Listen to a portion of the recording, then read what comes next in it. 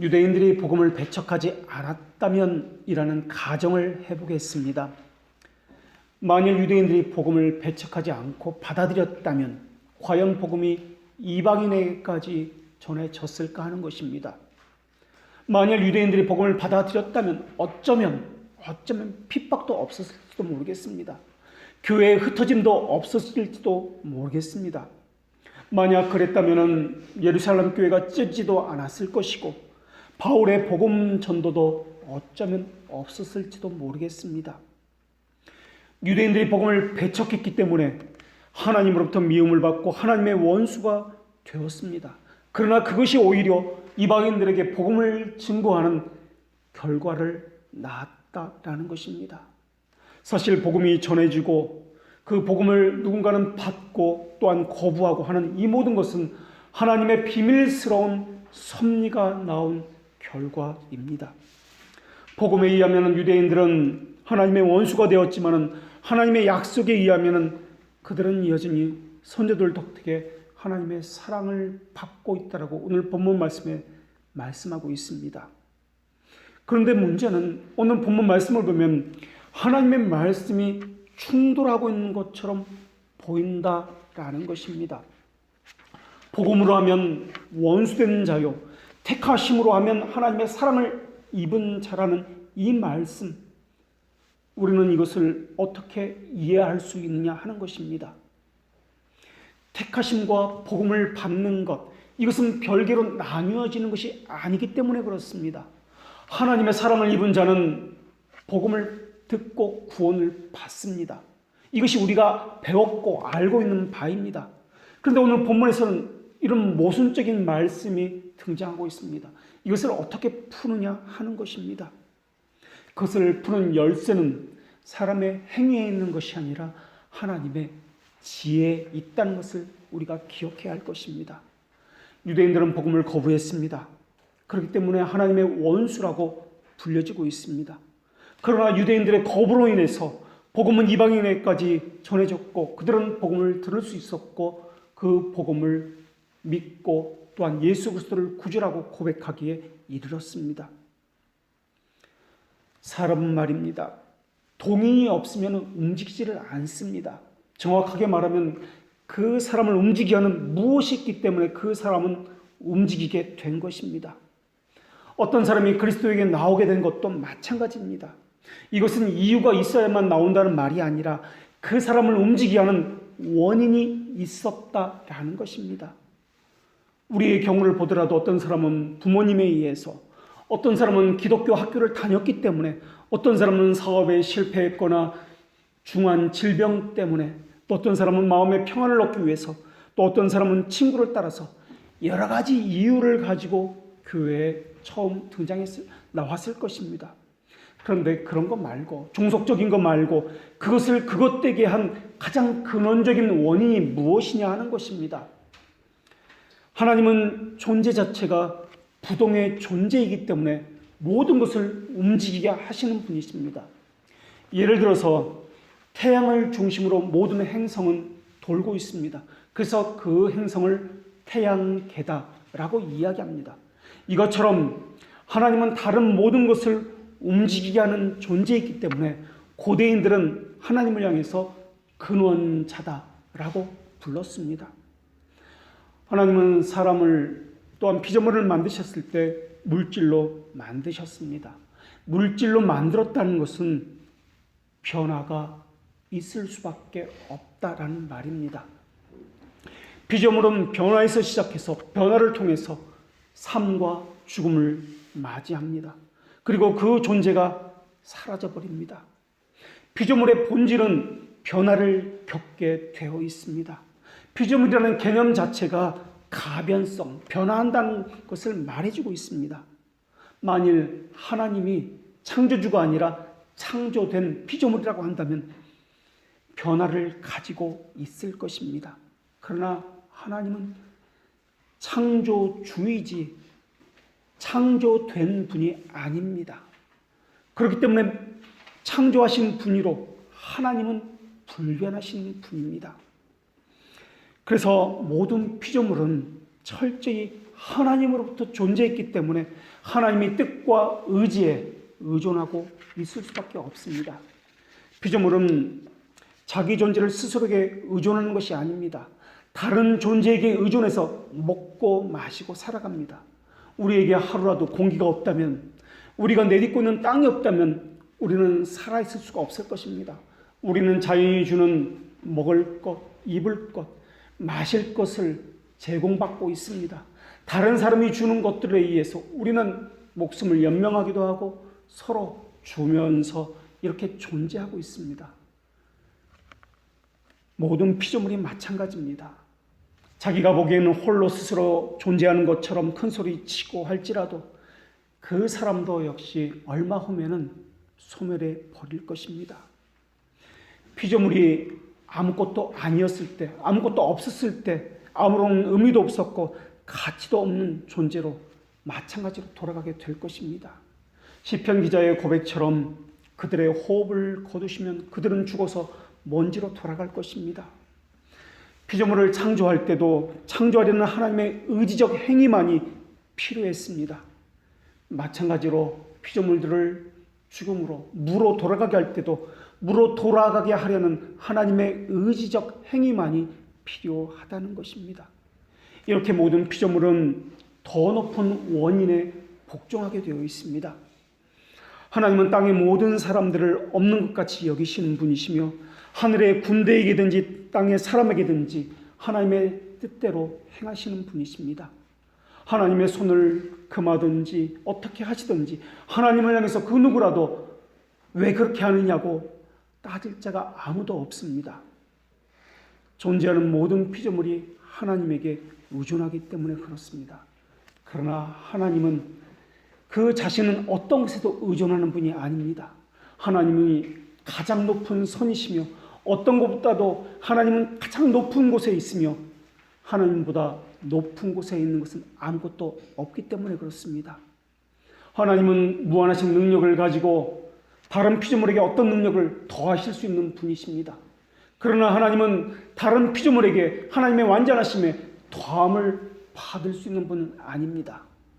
하나님의 완전하심은 우리가 헤아릴 수 없습니다. 하나님은 항상 한결같으십니다. 그래서 하나님을 불변하시다라고 이야기합니다. 시간은 하나님에게 어떤 것을 더해줄 수도 없습니다. 하나님에게 어떤 것을 감할 수도 없습니다. 하나님의 본질과 성품, 하나님의 지혜와 뜻은 그 어떤 변화도 없고 영원전부터 한결같이 변함이 없습니다. 그래서 하나님을 불변하시다라고 이야기합니다. 하나님의 연대는 또한 다함이 없습니다.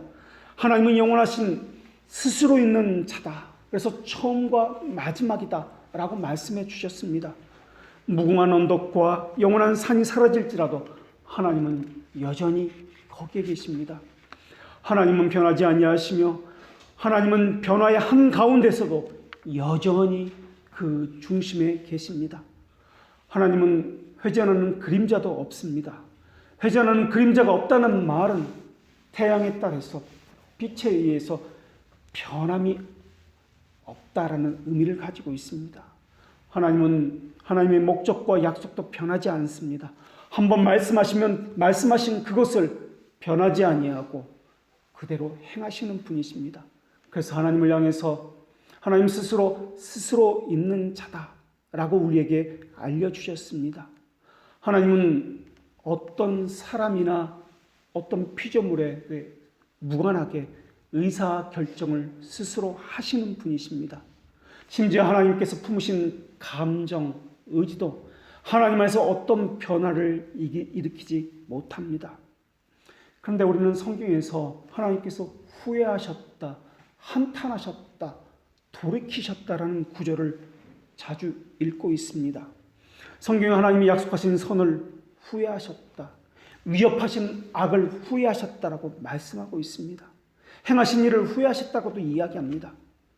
그러나 후회라는 것은 하나님에게 합당한 단어가 아닙니다. 하나님은 연약함과 무능함의 징표가 되는 후회라는 감정을 품을 수가 없습니다. 하나님은 우리처럼 후회하시는 분이 아니기 때문에 그렇습니다. 후회라는 것은 통찰력이 부족했다거나 그 다음에 일어날 일에 대해서 잘 몰랐을 때, 다른 것을 선택했을 때, 내가 그것에 대해서 예측하지 못했을 때 이렇게 할 걸 후회하는 이러한 감정을 이야기합니다. 그런데 하나님은 무한히 지혜로우시기 때문에 오류를 범할 수 있는 분이 아니십니다. 하나님은 거룩하시기 때문에 악을 행할 수 있는 분도 아닙니다. 또한 하나님은 분명한 예지와 통찰력 때문에 하나님이 예상하지 못할 일들이 일어나는 경우는 있을 수가 없습니다. 하나님이 예상치 못한 일들이 일어나거나 하나님이 원치 않은 일이 일어난다면 하나님은 지혜가 부족한 하나님이 될 것입니다. 그리고 하나님의 능력도 모자르다고 이야기해야 할 것입니다. 그러나 하나님은 전지전능하며 영원불변하다고 말씀해 주셨습니다. 하나님은 항상 분명합니다. 오류가 없습니다. 하나님께서는 세상을 창조하기 이전이나 창조한 이후나 변함이 없으십니다. 사람이 악을 저지른 전이나 악을 저지른 이후나 하나님은 변함이 없으십니다. 창조는 무에서 유가 나타나는 실제적인 변화였습니다. 이 변화는 하나님 안에서 일어난 것이 아니라 피조물 안에서 일어난 변화였습니다. 창조 후의 피조물들은 전에 갖지 않았던 모습을 지니게 되었습니다. 그러나 창조는 칭의와 마찬가지로 수동적입니다. 창조에 있어서 능동적이다라는 것은 창조하려는 하나님의 뜻과 능력 외에는 없습니다. 모든 창조물은 내 의지와는 상관없이 수동적입니다. 창조하려는 하나님의 뜻과 능력은 영원 전부터 있었습니다. 하나님이 영원 전부터 시간 속에서 창조할 것을 뜻하셨기 때문에 그렇습니다. 하나님은 시간 속에서 무언가를 이해하기 시작하신 분이 아닙니다. 하나님은 시간도 창조하신 분이기 때문에 시간을 초월하십니다. 하나님의 정하심은 명령하고 나서야 그때서야 정하는 행위를 하시는 분이 아닙니다. 하나님의 행위는 하나님의 뜻과 함께 행위가 나타나십니다. 하나님 안에는 충돌하는 두 의지가 있는 것이 아니라 단일한 의지가 있습니다. 우리는 무지하기 때문에 하나님의 단일한 의지 가운데 나타나는 다양성을 이해하지 못하고 있습니다. 그래서 우리는 생각하기를 하나님에게는 두 의지가 있어서 이것과 이것이 서로 충돌된다, 모순된다라고 생각합니다.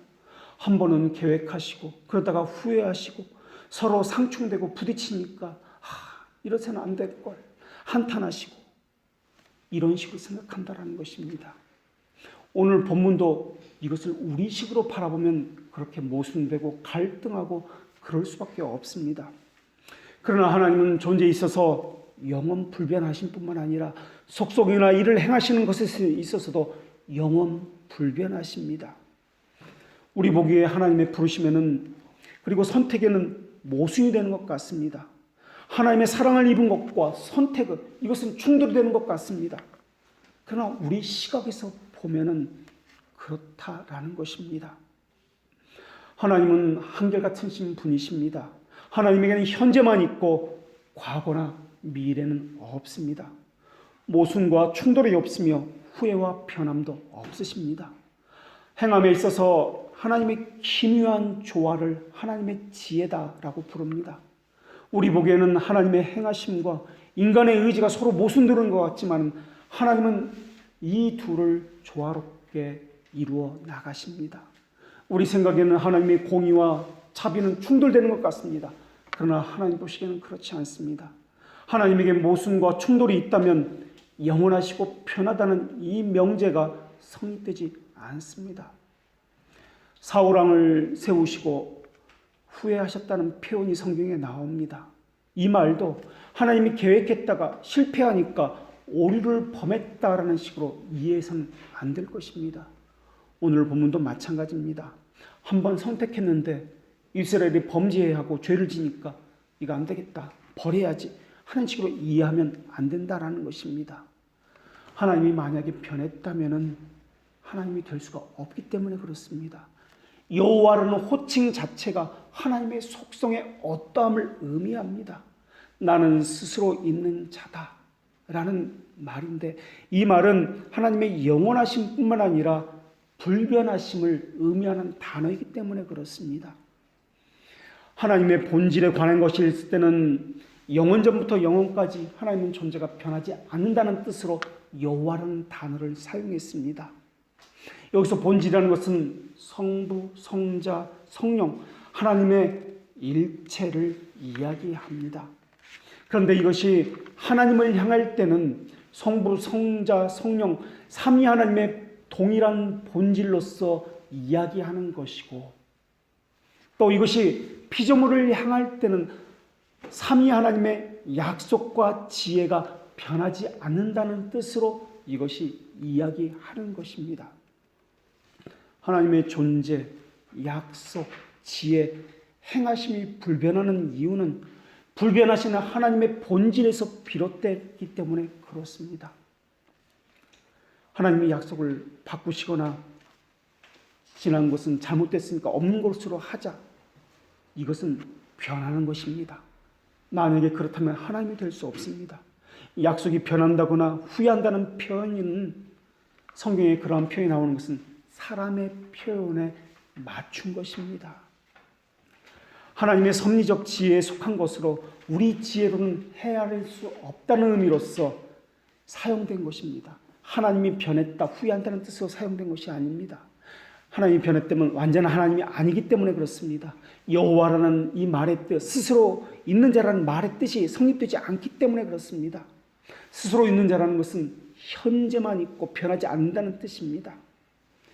지금의 하나님이 과거의 하나님과 같은 하나님이 아니라면, 다른 하나님이라면, 구약의 하나님과 신약의 하나님이 다른 하나님이라면, 또 지금의 하나님이 미래의 하나님과 다른 하나님이라면, 또 성품에서도 존재에서도 뜻은 품은 것에서도 다르게 행하신다면 스스로 있는 분이 아니다라는 것입니다.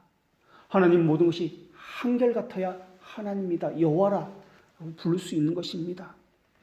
스스로 있다라는 이 말의 의미는 나는 다른 것에게, 나 외에 다른 것에 대해 무엇의 영향을 받지 않는다는 뜻도 가졌습니다. 하나님이 이스라엘이 반역했기 때문에 그들의 약속을 취소했다고요? 아니었습니다. 그들이 신실했기 때문에, 말씀을 잘 들었기 때문에 하나님의 뜻과 목적에 있어 은혜를 더 베푸셨다고요? 아닙니다.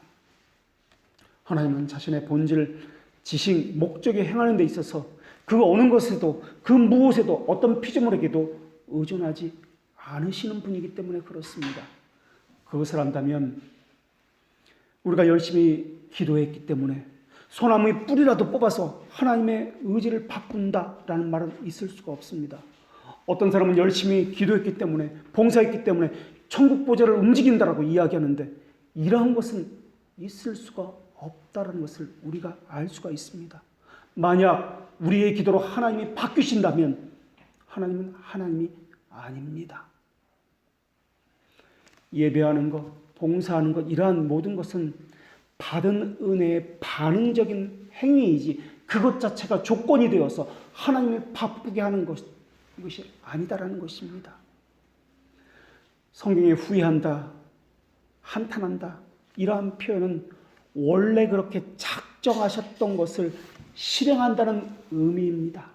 실제 바꾼다, 후회한다는 의미가 아니다라는 것입니다. 그래서 우리가 지난 시간에 나눈 것이 무엇이냐면 선택과 부르심을 이야기할 때, 또 하나님의 약속을 이야기할 때 십자가의 죽으심부터 이야기하면 안 된다라고 나누었습니다.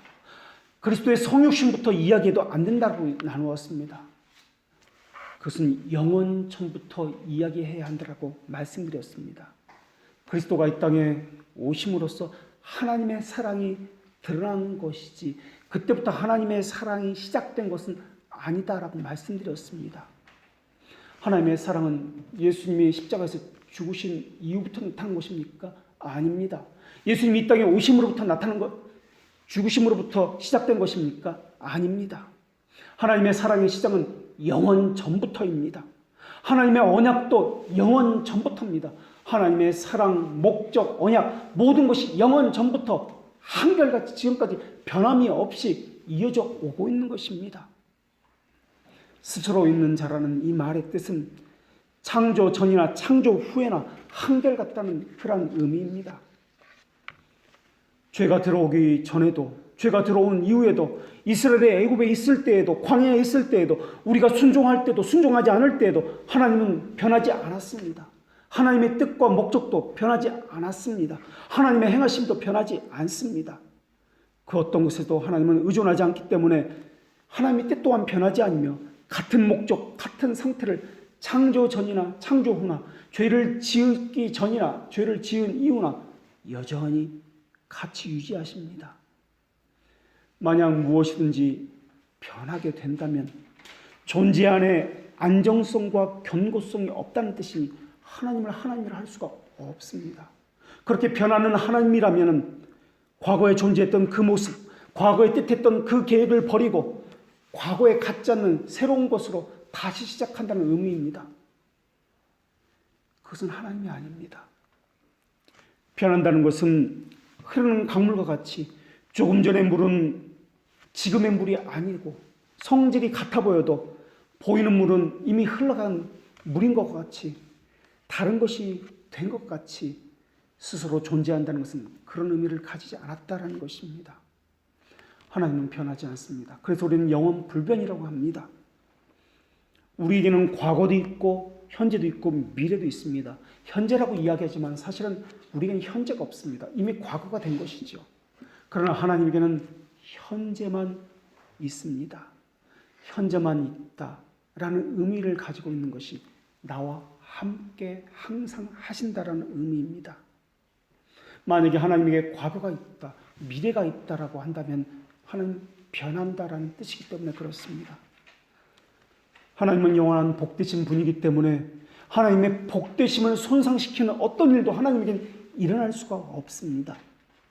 비록 하나님이 후회했다가 아니다 금세 바로 잡으셨다 할지라도 후회하시는 그 짧은 순간에도 하나님의 복되심은 손상받고 방해받을 것이기 때문에 그런 일이 있어서는 안 될 것입니다. 하나님은 성경 속에서 우리의 연약한 능력에 맞추어 하나님을 나타내 보여주십니다. 비록 하나님이 우리의 연약함에 맞춰주시기 위해서 우리가 하나님의 위대한 완전하심을 조금이라도 더 이해할 수 있도록 하나님이 우리 몸에 있는 기관을 가지고 계신 것처럼 그렇게 말씀해 주시는 것입니다. 그런데 손이 있다, 눈이 있다, 다리가 있다, 팔이 있다 라고 말을 성경에서 이야기할 때 우리는 이해할 때 이 말씀을 하나님이 우리와 같은 몸을 가지고 있다라고 여겨선 안 된다라는 것입니다.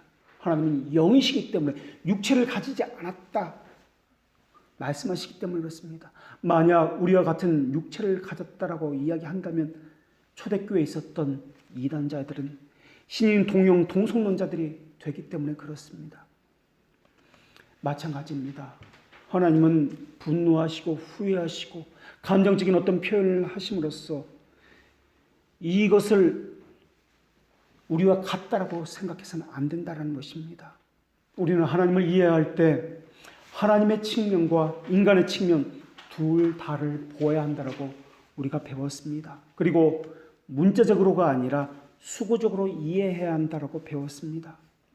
우리가 하나님을 하나님 모습 그대로 온전히 이해할 수 없기 때문에 하나님은 우리의 본성을 입으신 모습으로 스스로를 낮추어서 우리에게 표현해 주신 것입니다. 그래서 우리로 하여금 우리가 가진 능력으로 하나님을 이해할 수 있게 하시고 우리의 자신을 또한 살펴보게 하심으로써 하나님의 본질에 대해서 조금이라도 더 배울 수 있게 하시기 위해서였습니다.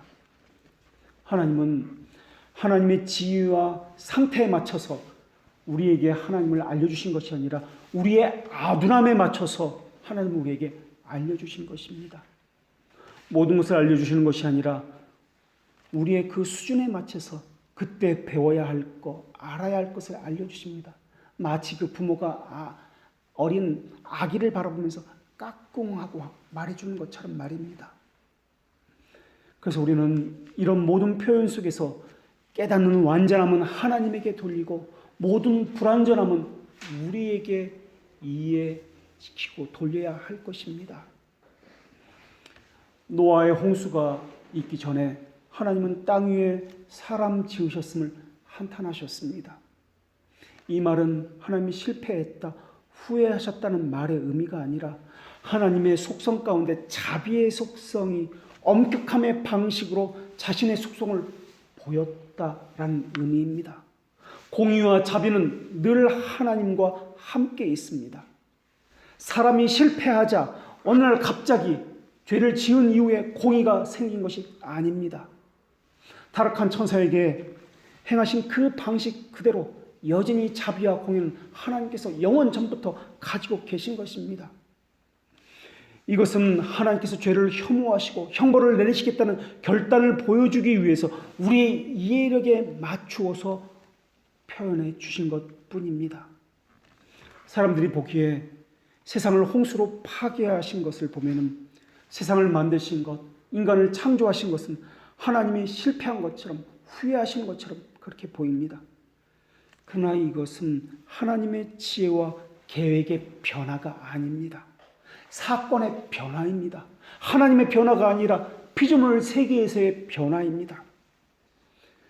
우리가 하는 후회는 과거에 일어난 사실로 인한 근심입니다. 그래서 우리는 과거에 일어난 일을 생각하면 앞으로 갈 경로를 과거와는 다르게 바꾸게 됩니다. 그러나 하나님의 한탄은 그런 변화가 아닙니다. 과거의 모습 그대로 가지고 있는 의지의 표현입니다. 속성이 변한 것도 아닙니다. 이 의지는 영원전부터 가지고 계획되었던 하나님의 뜻 가운데 있었던 의지입니다. 하나님은 인간이 타락할 것을 미리 아셨기 때문에 또 인간의 타락을 허용하기로 정했기 때문에 이것은 하나님이 영원전부터 가지고 있는 동일한 의지입니다. 이 동일한 의지가 영원전부터 가졌던 하나님의 의지가 시간 속에서 공의로 나타난 것뿐입니다. 하나님은 하나님의 의지나 뜻이 아니라 외부 사건의 피조물의 그 사건의 방향을 바꾸실 때 성경은 이것을 한탄했다라고 표현합니다. 사람들이 후회할 때 자신의 행동 방향을 바꾸듯이 하나님이 바꾸셨다라는 말이 아니라 하나님 안에 있는 목적이나 의지는 어떤 변화도 없었다라는 의미입니다. 그리고 한탄한다, 후회한다라는 이 성경의 말의 뜻은 하나님의 본질에 어떤 것이 바뀌었다라는 것이 아니라 하나님께서 하고자 하는 어떤 행위가 이제 드러난다라는 뜻입니다. 이제부터 무슨 일을 드러나게 하겠다라는 것입니다. 노아에게 사람 지은 것을 한탄한다, 후회한다라고 했을 때 하나님의 공의가 드러났습니다. 이때 드러난 것이 홍수 심판입니다. 사울을 왕으로 세운 것을 후회한다고 했을 때 하나님의 의지가 드러나는데 그것을 다윗 왕을 세우는 것이었습니다. 그러한 의지는 그때 갑자기 바뀐 것이 아닙니다. 영원전부터 가지고 있던 계획이 그때 비로소 드러난 것입니다. 그래서 우리는 십자가를 바라볼 때도 하나님의 사랑의 시작은 예수님이 우리를 위해서 십자가에서 죽으신 것이 아니라 영원 전부터라고 우리는 배워왔던 것입니다. 하나님이 한탄하셨다는 이 말의 뜻은 이제 하나님의 공의가 형벌을 가하겠다는 뜻입니다. 반대로 요나의 경우에는 형벌을 가하겠다고 말씀하셨다가 자비를 베푸는 경우도 볼 수 있습니다. 이것은 마찬가지로 하나님의 의지의 변화가 아니라 피조물의 태도의 변화 때문에 받는 당연한 결과입니다. 하나님도 우리와 같은 감정을 가졌다는 뜻이 아니라 우리의 눈높이에 맞춰서 사람의 감정들로 표현해 주신 것뿐입니다. 하늘과 땅과 바다가 기뻐하면서 박수친다고 표현할 때 정말 하늘과 땅이 박수를 치는 것이 아니라 그것은 매우 좋은 일임을 은유적으로 표현한 것과 마찬가지입니다. 하나님은 이사야 선지자를 통해서 히스기야가 곧 죽게 될 것이라고 말씀해 주셨습니다. 그런데 회개하는 히스기야에게 죽음을 연기해 주셨습니다. 요나를 보내서 니느웨를 향한 심판을 선포하게 하신 뒤에 그들이 회개하자 심판을 내리지 않았습니다. 이러한 일들을 죽음에서 생명으로 옮겨주시고 심판에서 다시 구원으로 옮겨주신 것은 하나님의 변덕 때문에 일어난 것이 아닙니다. 하나님이 말씀하신 것을 한번 바꾼 것 때문에 일어난 것이 아닙니다. 하나님의 말씀에는 항상 긍정과 부정 명령이 동시에 들어있다는 것을 기억해야 합니다. 하나님의 약속에는 축복과 저주, 그리심산과 에발산이 동시에 함께 있다는 것을 기억해야 합니다. 축복과 저주 안에는 똑같은 이유와 근거를 가지고 있습니다. 하나님께서 벌을 주지 않는다고 해서 하나님의 뜻이 변한 것은 아닙니다. 비유를 들자면은 부모가 자녀에게 왜 거짓말을 했느냐고 혼을 냅니다. 그리고 나서 매를 댑니다. 만약에 그 자녀가 또 거짓말을 했다면 그 부모는 어떻게 해야 할까요? 약속대로 매를 댈지도 모르겠습니다. 그런데 그때 그 자녀가 진심으로 다시는 하지 않겠다고 싹싹 빌고 뉘우치고 용서를 빈다면, 진정성을 본다면 그 부모는 네가 다시 거짓말하면 때리겠다, 매를 때리겠다 한 이 때리는 것을 하지 않을 수도 있다는 것입니다. 중요한 것은 때리는 것이 아니라 그 자녀가 거짓말을 하지 않도록 하는 것이기 때문에 더 중요하기 때문에 그렇습니다.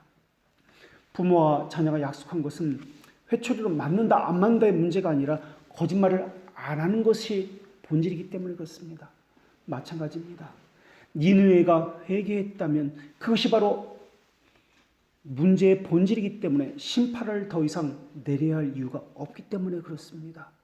하나님은 그들을 돌이키기 위한 것이지 죄에 따른 형벌을 내리기 위해서 그 말씀을 하신 것은 아니기 때문에 그렇습니다. 하나님이 바뀐 것이 아니라 니느웨 사람들이 회개하고 바뀌었기 때문에 더 이상 심판을 내려야 할 이유가 없어진 것입니다.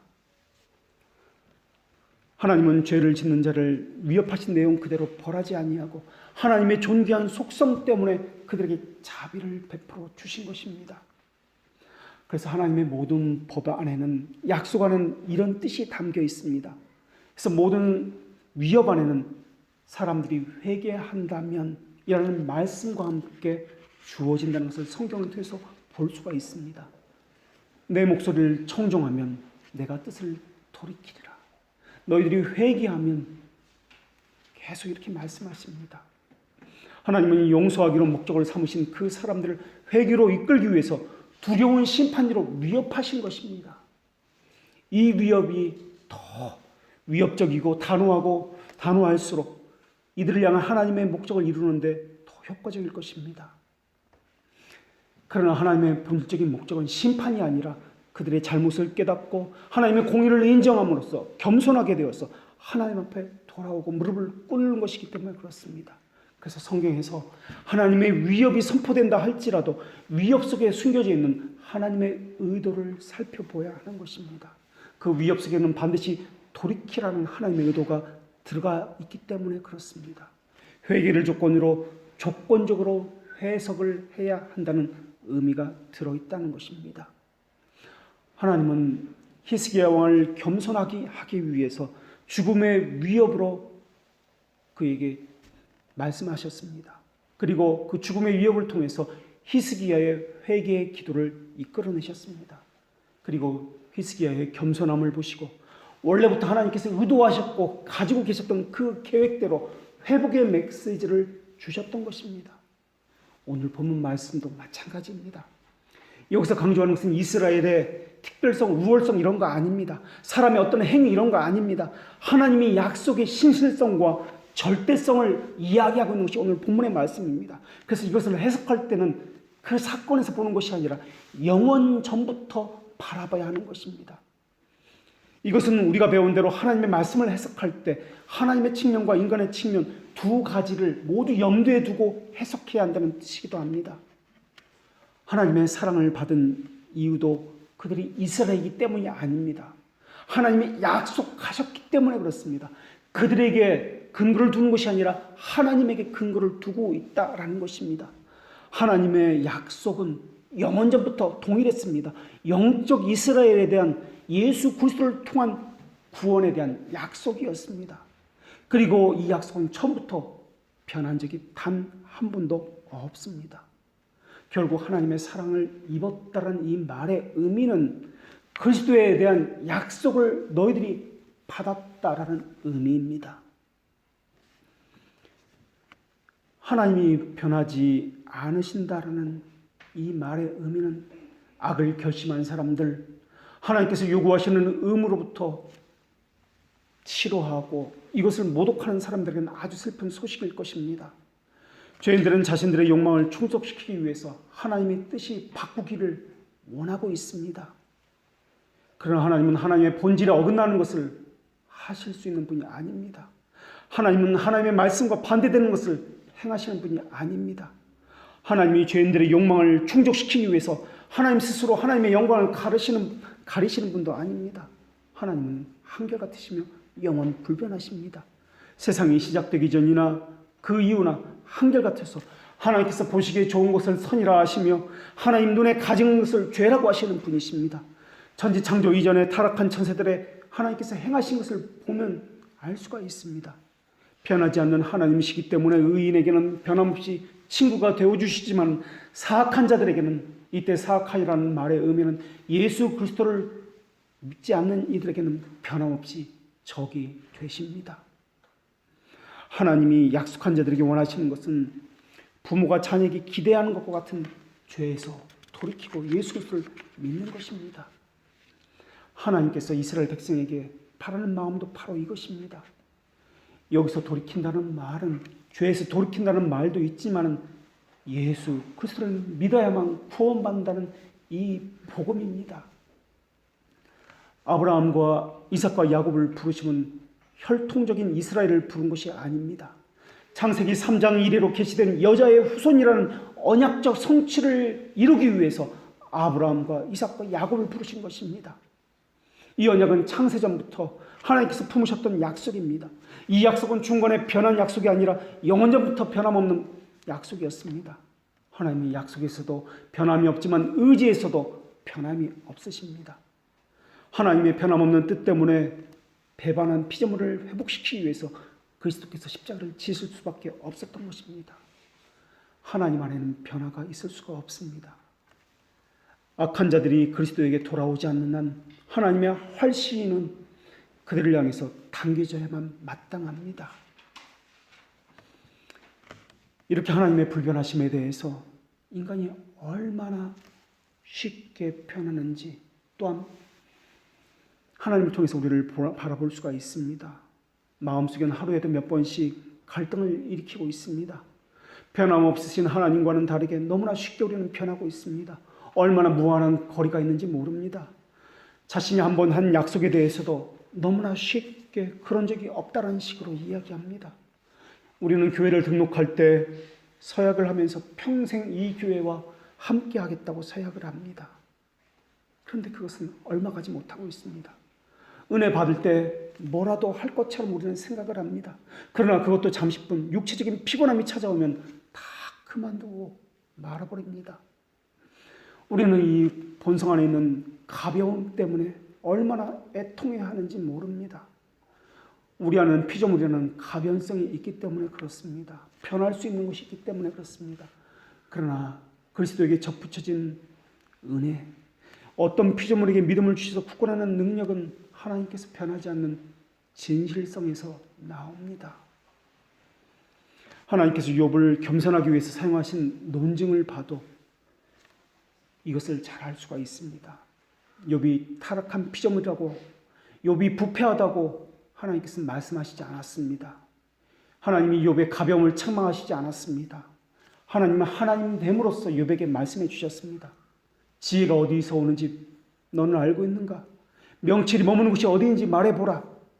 그러면서 하나님께서 지으신 창조물 안에서 하나님의 크신 위엄과 탁월한 본질을 근거로서 욥에게 말씀해 주셨습니다. 우리는 선에서 모순됩니다. 일관성이 없습니다. 그 점에서도 하나님과 우리 사이에는 거리가 너무나 멉니다. 우리 감정이 하루에도 수십 번씩 변한다는 측면에서 하나님의 심정과도 거리가 멉니다. 올곧음, 안정감도 갖고 있지 않습니다. 더군다나 아담의 타락으로 인해서 우리의 머리와 심정은 상하게 되었습니다. 우리의 머리는 무지로 가득 차 있으며 진리 안의 견고에 서지 못하게 만들고 있습니다. 우리 심정에 새긴 부패성은 우리의 감정을 불안정하게 만들고 있습니다. 우리는 무죄함에서 부패함으로, 올곧음에서 수시로 변하는 마음으로, 일치에서 불을 일치로, 순전함에서 모순과 갈등으로 변하게 되어 있습니다. 우리의 마음이 얼마나 무지함과 지식 속에서 표류하고 있는지 모릅니다. 우리가 배운 지식은, 진리는 하루 사흘에 같이 그렇게 얼마 가지 못하고 있습니다. 아침에 생겨났다가 밤이 되면 소멸하는 생각들도 너무나 많이 있습니다. 진리가 우리 마음에 새겨지질 않습니다. 새겨져도 티끌 위에 새겨진 것처럼 미약한 바람만 불어도 온갖 교훈의 풍조에 밀려서 지워져 버리고 있습니다.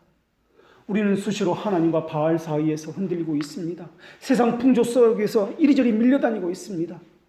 우리는 수시로 고개를 돌려서 소돔을 향한 갈망을 품고 뒤를 돌아다보고 있습니다.